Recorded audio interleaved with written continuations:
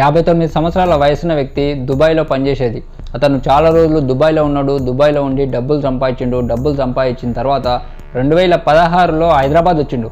హైదరాబాద్ నుంచి మోయినాబాద్లోని ఎంకపల్లిలో 1068 చదరపు గజాలు ప్లాట్ తీసుకొని అందులో ఇల్లు కట్టుకొని అక్కడే నివసిస్తున్నాడు. తన పిల్లలు బ్రిటన్లో చదువుతున్నారు. ఆ పిల్లల చదువుల కోసం అంటని చెప్పి అమౌంట్ కావాల్సి వచ్చింది. ఆ అమౌంట్ కోసం అంటని చెప్పి ఎడ్యుకేషన్ లోన్ అప్లై చేద్దాము అంటని చెప్పి రాజేంద్ర నగర్, మాదాపూర్, ఇక చుట్టుపక్కల ఏరియాలో మొత్తం అన్ని బ్యాంకులకు తిరిగిండు, లోన్ అప్లై చేసిండు. కానీ ఎక్కడ కూడా రాలేదు. ఇల్లు ఆ లోన్ కోసం అంటని చెప్పి ఇల్లుని కూడా షూరిటీ పెడతాంటని చెప్పిండు. ఆ ఇల్లు షూరిటీ పెడతామంట అంటే ఆ బ్యాంకులన్నీ ఆ ఇల్లుని రిజెక్ట్ చేసినాయి. ఆ ఇల్లు ఎందుకు రిజెక్ట్ చేసినాయి అంటారంటే ఆ ఇల్లు 111 జీవో కింద ఉంది అని చెప్పినాయి. ఆ 111 జీవో ఏంటంటే ఉస్మాన్ సాగర్, హిమాయత్ సాగర్ పరిసర ప్రాంతాలలో 10 కిలోమీటర్ల మేర ఎటువంటి కాలుష్య నిర్మాణాలు కానీ, పెద్ద పెద్ద హోటల్స్ కానీ ఇట్లా పొల్యూట్ చేసేటివి నిర్మించకూడదు, కొన్ని ఇల్లు కూడా పెద్ద నిర్మించకూడదు అని చెప్పి ఆ జీవో కింద ఉంది.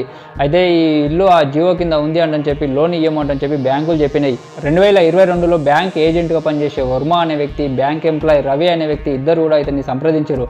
ఇతన్ని సంప్రదించి మీకు లోన్ రావడానికి మేము హెల్ప్ చేస్తాము అని చెప్పి బ్యాంకులలో మళ్ళీ అప్లై చేస్తే అప్పుడు రిజెక్ట్ అయింది. తర్వాత వీళ్ళు ఎన్ఆర్ఐ పర్సన్ మణికొండ కిషోర్ కుమార్ అనే వ్యక్తిని పరిచయం చేసిన తర్వాత అతను నేను ఇప్పిస్తా అంటని చెప్పి విజయవాడలోని గవర్నర్ పేటలో ఇండియన్ ఓవర్సీస్ బ్యాంక్లో అప్లై చేస్తే అప్పుడు కూడా రిజెక్ట్ అయినాక అప్పుడు కిషోర్ కుమార్ అనే వ్యక్తి కొత్త పథకం స్టార్ట్ చేసిండు.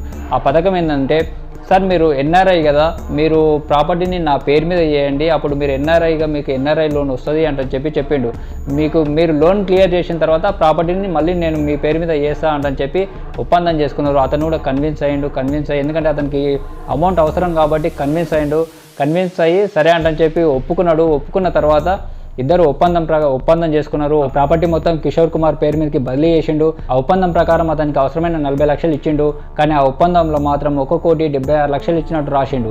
ఆ తర్వాత కిషోర్ కుమార్ అనే వ్యక్తి తన పేరు మీదకి ఇల్లు వచ్చిన తర్వాత మళ్ళీ విజయవాడలోని ఇండియన్ ఓవర్సీస్ బ్యాంక్లో మళ్ళీ లోన్కి అప్లై చేస్తే అప్పుడు లోన్ వచ్చింది.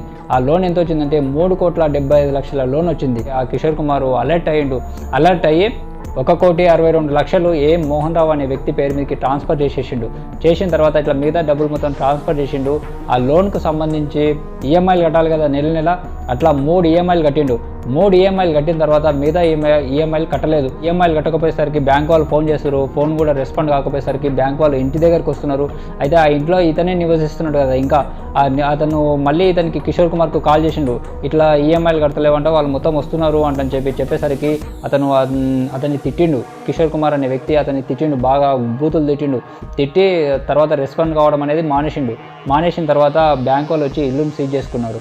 అప్పుడు ఇతను పోలీస్ కంప్లైంట్ చేస్తే పోలీసులు వచ్చి 6 వ్యక్తుల మీద ఇది కేసు ఫైల్ చేసారు. ఇట్లా అతని అవసరాన్ని గుర్తించి అవసరాన్ని ఆసరాగా చేసుకొని అతన్ని మొత్తం ప్రాపర్టీని లాగేసుకొని అతన్ని మోసం చేసారు. ఇట్లా బయట కూడా చాలామంది ఇట్లా మోసం చేస్తుంటారు. ఎందుకంటే గుడ్డిగా ఎవరినో నమ్మి ఆ ప్రాపర్టీ 4 కోట్ల ప్రాపర్టీని అతని పేరు మీద చేయడం అనేది 4 కోట్ల ఇంకెక్కువ ఉంటుంది. లోనే 3,75,00,000 వచ్చింది. ఇక ప్రాపర్టీ వాల్యూ ఎంత ఉంటుందో అంత ప్రాపర్టీని వేరే వాళ్ళ పేరు మీద ఉట్టి చేయడం అనేది ఇతను మోసపోయిండు. అట్లా ఎవరిని కూడా గుడ్డిగా నమ్మి ఏది కూడా అట్లా చేయకండి. ఈ వీడియో ద్వారా మనకు అదే సందేశం, ఎవరిని గుడ్డిగా నమ్మొద్దు అంటే చెప్పి మనకు వీడియో ద్వారా అర్థమవుతుంది. మీకు ఈ వీడియో నచ్చితే లైక్ చేయండి. మరిన్ని అప్డేట్స్ కోసం ఛానల్ని సబ్స్క్రైబ్ చేసుకోండి. Thank you friends.